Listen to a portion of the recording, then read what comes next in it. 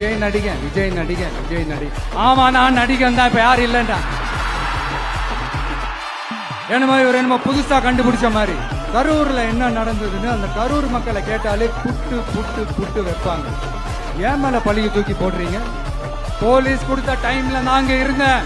நாமக்கல்ல இருந்து கரூர் வர வழியில இருந்த மக்கள் எல்லாரையும் நான் என்ன அம்போன்னு விட்டுட்டு வர சொல்றீங்களா?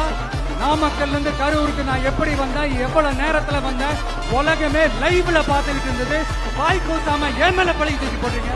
ஒரு மனசாட்சின்றது வேணாம். ஏன்டா இந்த விஜய வேதனைப்படுத்தணும்? ஏன்டா இந்த விஜய்க்கு எதிராக சதி செஞ்சோம்? ஏன்டா இந்த விஜய்க்கு எதிராக சூழ்ச்சி செஞ்சோம்? நினைச்சு நினைச்சு நினைச்சு ஃபீல் பண்ண போறீங்க. மக்களே உங்களை ஃபீல் பண்ண வைக்க போறாங்க. கரூர் பகுதியில மட்டுமே போட்டி போட்ட உங்களுடைய ஒரு அடிமைய ஏன் கோயம்புத்தூர் வரைக்கும் ஓட வச்சீங்க? ஓம் சக்தி பராசக்தி, திமுக ஒரு தீய சக்தி.